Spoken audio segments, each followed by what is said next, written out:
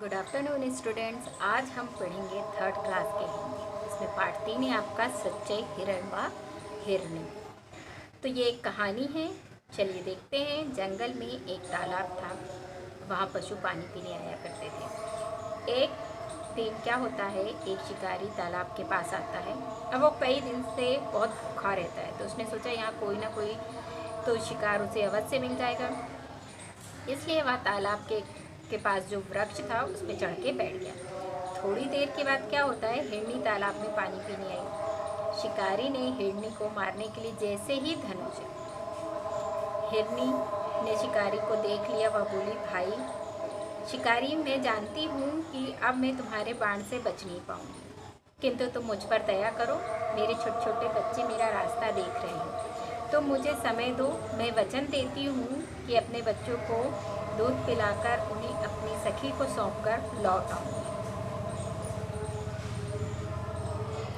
यह सुनकर शिकारी हंस पड़ा। उसे विश्वास तो नहीं था, पर उसने सोचा, यह इस प्रकार कहती है तो इसे छोड़ देता हूँ। अगर मेरे भाग्य में दूसरा शिकार होगा तो वो मुझे अवश्य मिल जाएगा। थोड़ी देर के बाद क्या होता, वहाँ पे एक सुंदर हिरण आया।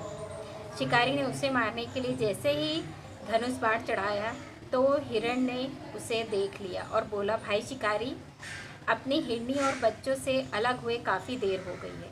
मैं उनसे मिलकर तुम्हारे पास अवश्य आ जाऊँगा। दया करके मुझे थोड़ा समय दे दो। शिकारी को गुस्सा तो आया, क्योंकि उसे बहुत भूख लगी थी, लेकिन उसने हिरण को जाने दिया। हिरनी अपने बच्चे के पास गई।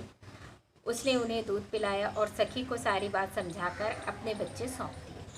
इतने में वहाँ हिरण भी आ गया। उसने अपने बच्चों को प्यार किया। बच्चे अपने माता पिता से अलग होने को तैयार नहीं हुए।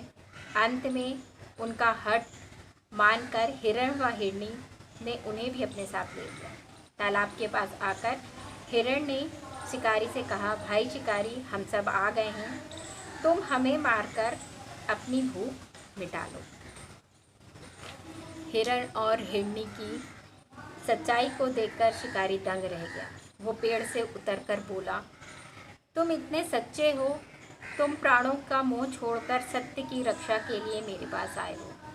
मनुष्य होकर मैं इतना पापी हूँ, अब से मैं किसी भी पशु को नहीं मारूंगा। शिकारी ने अपना धनुष तोड़ दिया। हिरण व हिरनी खुश होकर अपने बच्चों के साथ वापस जंगल में चले।